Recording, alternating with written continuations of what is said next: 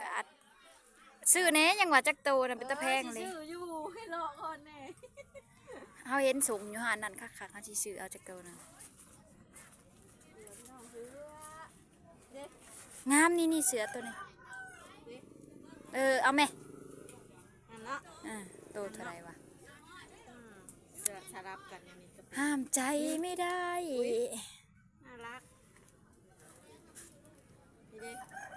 นี่หลายสีนะนี่แบบเดียวกัน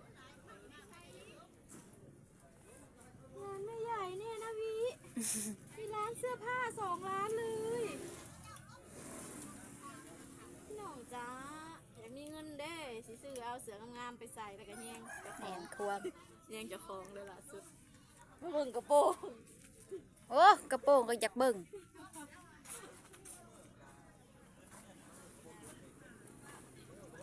ใส่ไหมน้องฝ่ายเอามาจับฝ่ายมาจ้ะพี่น้องเลาะเบิ่งเสือผาสุดอุ้ยนี่น่ารักเนาะตะแพงนี่2 สุดนี่ใส่ตะลิด2 สุดนี่งามงามดูสิ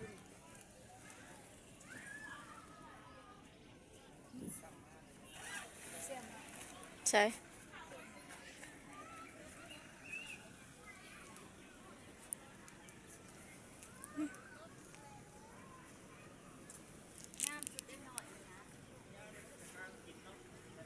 ซื้อใหม่มะนาวใส่ในสุด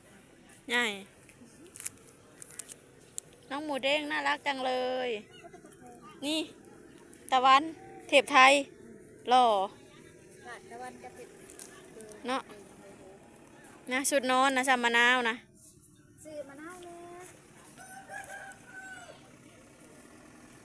กระทะเป็นตะเย็นเลยสุด น้องหมูเด้ง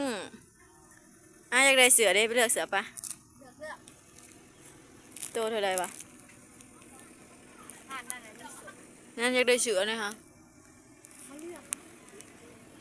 ใส่เย็นๆค่ะนะอยากใส่ยุ่งหางสร้างแบบอันนี้มันยันมันดำมันนะเนาะไม่มั่นใจในตัวเองสักเท่าไหร่ว่าโซหลังบุญน้ำเจ้านะตัวนั้นนะมีนมให้ด้วย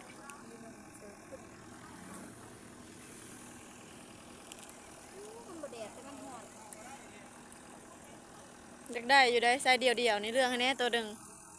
ตัวใดงามสีทะเลสีนี่ละงามนะบางงามที่สุดนอนก็มันคือสุดนอนเด็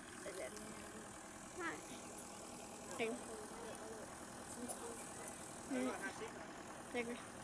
ตัวละ150นี่เด้ทรงนี่เปิด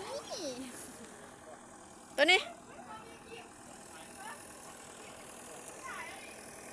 อันนี้เป็นเกาะเอิก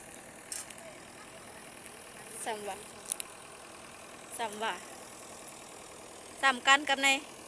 ถ้าเราสั่งเอา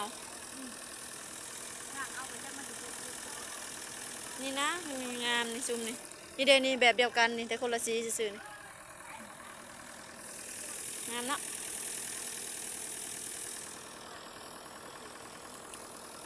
ฮะเด้ตัวทรงนะเด้ทรงทางหน้า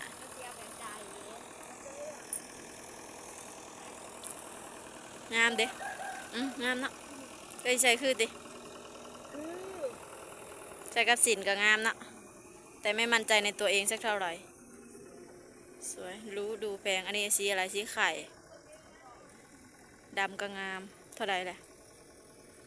ถามดูใส่บ่คือคล้ายต่อพี่น้องสวย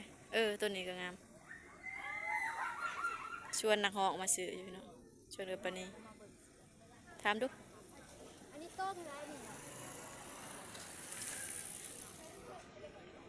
อันนี้โต้จะขายซ้ำเดียวเอาเลย เบิ่งดู มันมีนวม รถยังหลังมาอยู่พี่น้อง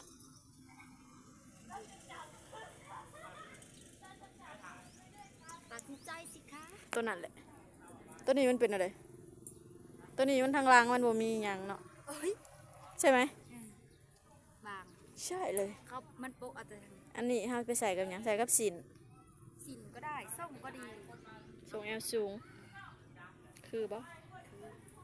หุ่นกูดีปานนั้นติหุ่นฉันดีขนาดนั้นเลย มันเป็นแพรอยู่นะ ใส่กับสินก็งามนะแต่มันแม่นใจบ่มั่นใจขี้แห่เจ้าของปานใดตอน เอาแนวมาทา จะเขาเว้าหยังจะเขาเว้าหยังกันติสวย มาจิบนุ่ม ปีนมาดู นมเป็ด มีให้เป็ดไหมล่ะ นมเป็ดมันแบน งามอยู่ตัวละ150เอง พอซื้อเนาะพอซื้อเนาะเอาแม่น้องไผ่หูดเขาบัดเลยหูดเขาหูดเขา ตัดสินใจสิคะคุณพี่ เอา เอาสีไหน ที่เขา อันนี้เหรอ ใช่ อันนี้ดูค่ะงามเนาะ ที่เขานี่บ่เลยเขากับไข่อันไหนดี สีไหนดีเหลือสีดำ เพราะว่าเฮาลังเทือเฮาแบบอยากใส่ลงวัดลงว่าเด้ เหลืองจ้าอ่ะ เอ้ยใส่สีใดคือ งามประชองสู เอาว่าสีนี้แล้ว สีนี้มันสีออกคำๆเนาะขั้นขาวมันก็สีอาดโมนี่ เอ้ยสีนี้ น้องเลือกเสือให้เอื้อยพี่น้องเอ้ยเอ้า สีขาว ใส่บ่คือคล้ายต่อเอ้ยปะนี้ สีขาวนี่แหละ ใส่บ่คือคล้ายต่อเอ้ยปะนี้ฟังเอาทีมไฮตะกู้นี่แหละเราก็ทีมไฮตะกู้นี่แหละ ใครต่อ200เด้อ นี่เด้ตัวเอื้อยว่างามในเพจนางกุกในนี่จับออกมาเบิ่งดู จะบอกอะไร เอาสีอื่นออกมาก็ได้อันนี้เดี๋ยวตัวเอื้อยว่างามในเด้อจะว่าราคาเดียวกัน รู้จักนี่มันละตัวนี้คือลาย เดียวกัน ตัวนี้ลายงามเด้อง ามข้างในมันละหนุ่มข้างในก็ได้ เนาะสวยเว้ย ก็ได้ สวยเอาในไผ่เอาเจะหุ่นดีนะ อยากได้สุก เจะหุ่นดี เสือแล้วมั นะ บ่อึดแล้วอยากได้ สมมติว่าใช่เสือตัวนั้นก็เอาเสือคุมตัวนี้คุมเนาะมันแดงเกินไปพี่เนาะสวยได้ สาวเสือแดง มีนมด้วยโอ้ยเมนขี้มูเด้ ผักนี่เสือคุมตัวนี้งามเปลี่ยนบ่ได้บ่ติที่ใด ใจหนัง อยากได้แต่เสือคุม เอาเสือตัวนั้นนะเอาอยู่แล้วอยากได้แนวนี้น้ำจากโตอยู่เดียวนี้ เอาละแม่ ไปใส่นอน เซ็กซี่ แต่สบายได้แหละใช่ไหมนะ กูคือสิเบิดเงินร้ายเด็ด นี่แหละผู้หญิง จมอยู่เดียวอยู่ในกองเอานะแม่สีขาวนะมานะไม่สิเอา ให้อันนั้นไปใส่ถุงไห่พี่น้อง อืมเลือกแล้วเราเลือกแล้วนะคะ เดี๋ยวจะไปหาส่งก่อน ตอนนี้ต้องการส่ง